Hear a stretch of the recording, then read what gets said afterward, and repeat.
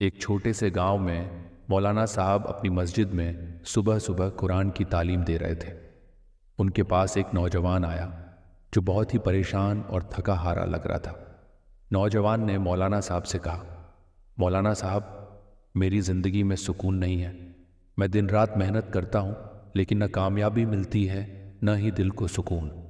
کیا اللہ مجھے بھول گیا ہے؟ مولانا صاحب نے مسکراتے ہوئے اس نوجوان سے پوچھا، بیٹا، تم اللہ سے کتنا قریب ہو؟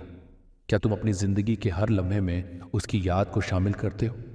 نوجوان حیران ہو کر بولا، مولانا صاحب، میں نماز پڑھتا ہوں، روزے رکھتا ہوں، لیکن پھر بھی دل کو سکون نہیں ملتا۔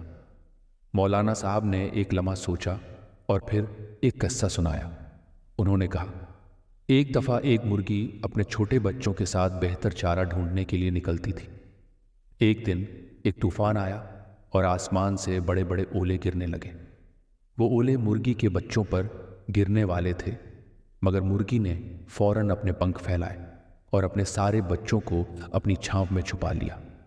اولے اس مرغی پر گرتے رہے مگر اس نے اپنی جگہ نہیں چھوڑی، صرف اپنی اولاد کی حفاظت کے لیے۔ اسی طرح اللہ اپنے بندوں کے ساتھ ہوتا ہے، لیکن ہم اکثر اپنی دوریوں کی وجہ سے اس کی حفاظت کا احساس نہیں کر پاتے۔ نوجوان نے مولانا صاحب سے پوچھا، لیکن مولانا صاحب، میں کیسے اللہ سے اتنا قریب ہو سکتا ہوں؟ مولانا صاحب نے جواب دیا، ایمان کا ایک پل تمہاری زندگی کو بدل سکتا ہے۔ صبح اٹھ کر اللہ کا شکر ادا کرو، ہر چھوٹی نعمت کے لیے اس کا شکریہ ادا کرو اور اپنے ہر کام میں اسے یاد رکھو۔ تم دیکھو گے تمہاری زندگی میں سکون اور برکت کیسے بڑھ جائے گی۔ وہ نوجوان مولانا صاحب کی باتیں سن کر رو پڑا۔ اس نے اپنی زندگی کو نئی نظر سے دیکھا اور اللہ سے قریبی کا راستہ اپنایا۔ آج وہ نوجوان صرف دنیا میں کامیابی نہیں بلکہ دل کا سکون بھی پا گیا۔